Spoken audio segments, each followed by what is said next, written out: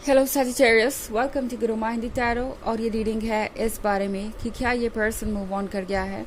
तो इस रीडिंग में मैं ये देखने की कोशिश करूँगी कि आप जिससे डील कर रहे हैं, आपका ये एक्स, क्या वो वाकई में मूव ऑन कर गया है या अभी भी आपको मिस करता है। और अगर ये आपको किसी के साथ दिखाई दे रहे हैं तो क्या वाकई में इनके बीच कुछ ऐसा है जैसा आप सोच रहे हैं। तो चलिए स्टार्ट करते हैं और देखते हैं क्या मैसेज है आपके लिए। Messages for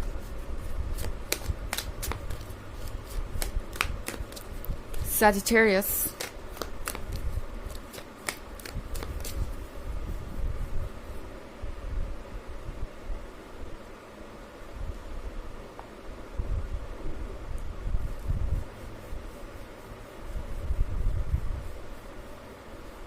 The Hermit. Two of Bones. Nine of Bones, the Huntsman. And Keeper of Bones. Okay. तो हमारे पास है nine of bones. Nine of bones के साथ बहुत कुछ बदल रहा है। आई थिंक ये पर्सन कुछ मैनिफेस्ट कर रहा है, कुछ ऐसी चीज़ें जो अभी तक उन्हें लगता था कि इतनी वैल्यूएबल नहीं है। मुझे ऐसा लग रहा है कि ये पर्सन इमोशंस की कदर नहीं करता था इससे पहले। आप जिससे भी डील कर रहे हैं, ये पर्सन काफ़ी प्रैक्टिकल था एंड एटलीस्ट आपके इमोशंस का मैच ये पर्सन नहीं था। आपने कई बार हो सकता है ये महसूस किया हो कि ये पर्सन इमोशनल लेवल पे बिल्कुल आपके बराबर नहीं है या काफ़ी ज़्यादा इग्नोरेंट है।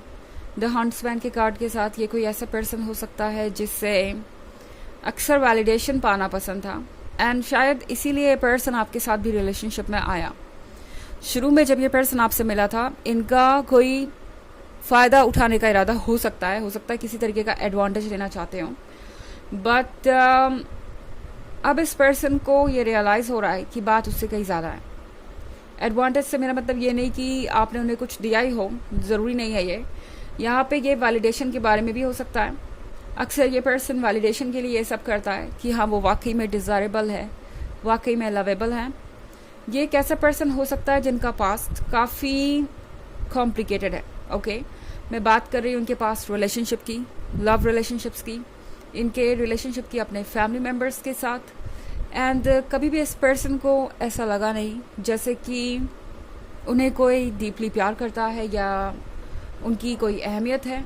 और अब जाके इस पर्सन को ये महसूस हो रहा है कि चीज़ें बदल गई हैं। ओके, जब ये आपसे मिले थे तब भी इन्हें यही लग रहा था कि चीज़ें बस यूं ही चल सकती हैं, या कह सकते हैं कि जो कुछ भी हो रहा है वो बस सरफेस लेवल पे है। वो ब्रेकअप कर लेंगे, मूव ऑन कर जाएंगे और सारी चीज़ें बदल जाएगी।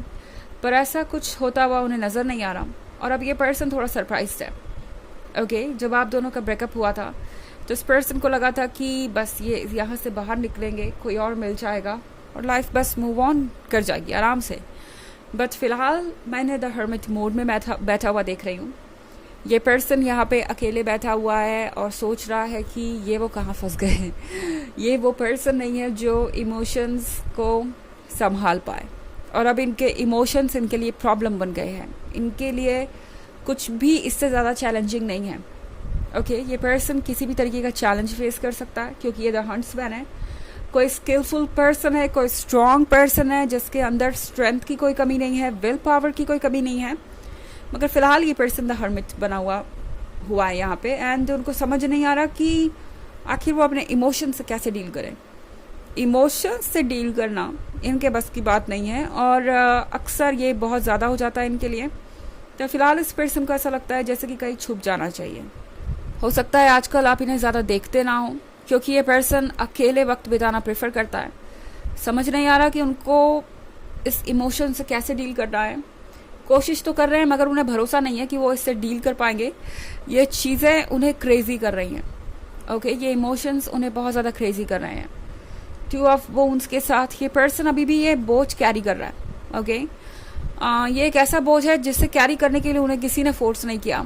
वो चाहे तो इसे पीछे छोड़ सकते हैं, भूल सकते हैं, नीचे रख सकते हैं और आगे बढ़ सकते हैं, मगर ये उनसे हो नहीं पा रहा।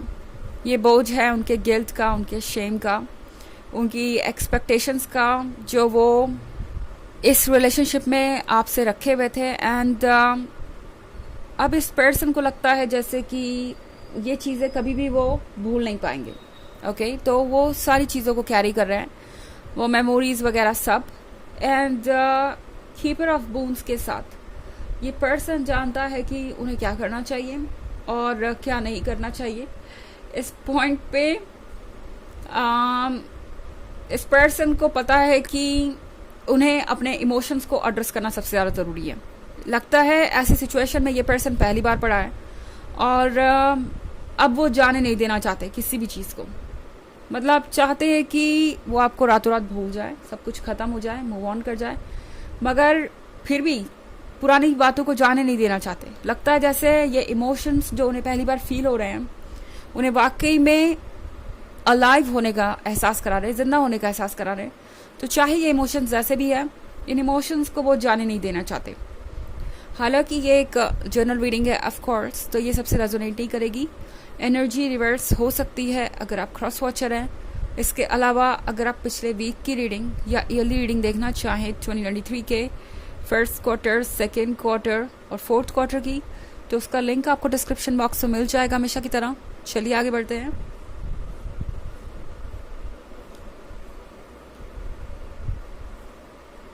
The Lovers, Keeper of Spells,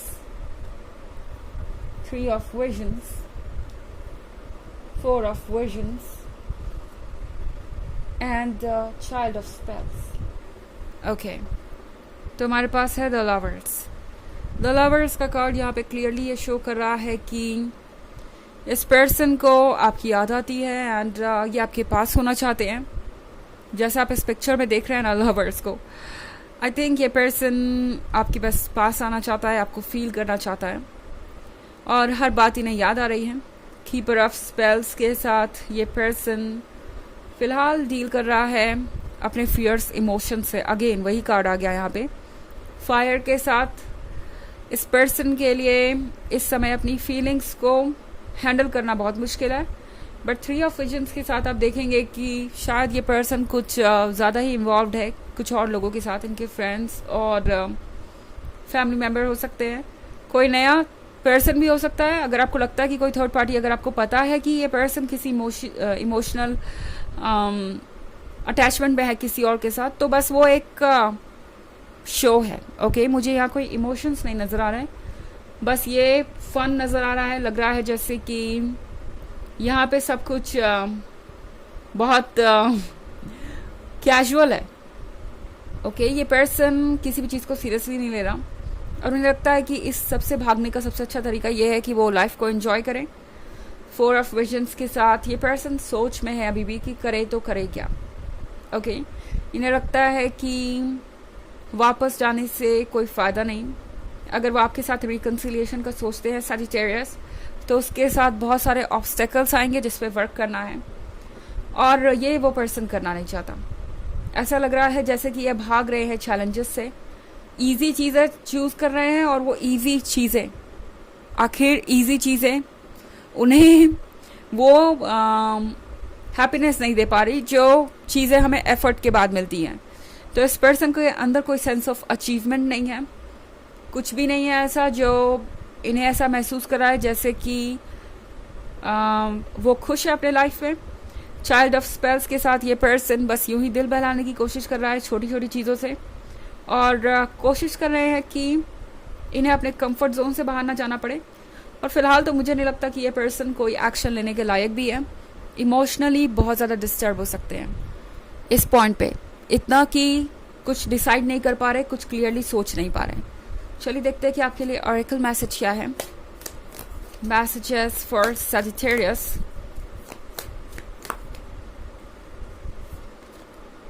sisterhood of the rose, beauty and devotion, priestess, mystic, teacher.